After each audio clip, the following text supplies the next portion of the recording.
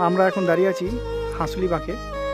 এখান থেকে আমরা পেরিয়ে এলাম, এখানে বক্রেশ্বর নদী এদিকে বয়ে আসছে দূরে, এবং এখানে আসার পরে ঠিক এই জায়গাটায় এখানে কোপাই নদী ওই দিক থেকে এসে মিশেছে এবং দুটি নদী একত্রিত হয়ে এখানে প্রবাহিত হচ্ছে।